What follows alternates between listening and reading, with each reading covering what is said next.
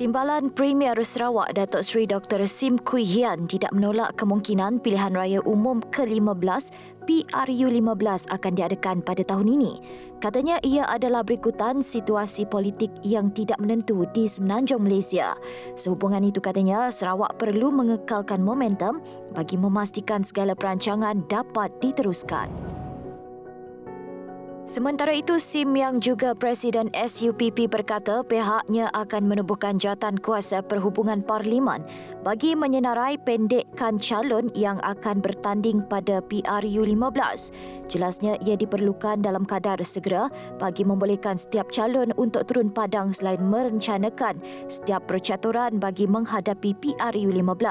Untuk rekod tempoh penggal Dewan Rakyat akan terbubar secara automatik selepas 5 tahun dari tarikh mesyuarat pertama persidangan Parlimen ke-14 iaitu 16 Julai 2018. Penggal itu dijangka tamat pada suku ketiga tahun depan.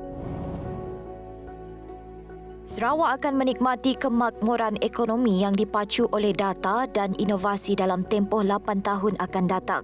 Menurut Timbalan Premier Sarawak Dato' Amar Awang Tengah Ali Hassan, ia selaras dengan pelaksanaan Pelan Strategi Pembangunan Pasca COVID-19 PCDS 2030 yang dilancarkan Premier Sarawak Dato' Patinggi Tan Sri Abang Jari Tun Openg. Ujar Awang Tengah, PCDS 2030 turut akan memastikan pembangunan pesat dinikmati oleh semua lapisan masyarakat. Ini termasuk di Limbang iaitu dengan meneruskan projek pembangunan infrastruktur, telekomunikasi dan juga penglibatan masyarakat dalam sektor pertanian. Sarawak akan mengurangkan kebergantungan terhadap negara pengeluar dan pengeksport minyak dan gas berikutan perkembangan global mutakhir ini yang membabitkan dua bahan bakar utama itu.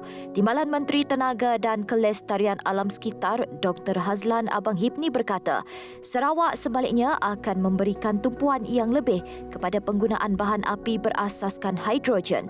Jelas Dr. Hazlan, sumber hidrogen adalah lebih mesra alam dan ekonomi dalam menjadi penjana kuasa berbanding sumber lain. Malah selain itu, ia juga selaras dengan usaha Sarawak untuk menjadikan pemain utama dalam penghasilan sumber tenaga hidrogen di rantau ini. Konsep keluarga Malaysia mengajak rakyat untuk mengenepikan segala perbezaan dan bersama menggembling tenaga dalam mendepani apa jua cabaran sebagai sebuah keluarga. Perdana Menteri Datuk Seri Ismail Sabri Yaakob berkata sifat inklusif dalam konsep itu yang merentasi sempadan agama, bangsa dan kaum penting dalam usaha memulihkan semula negara selepas pandemik. Dalam pada itu katanya, kerajaan turut menyedari betapa pentingnya pendidikan kepada masa depan keluarga Malaysia.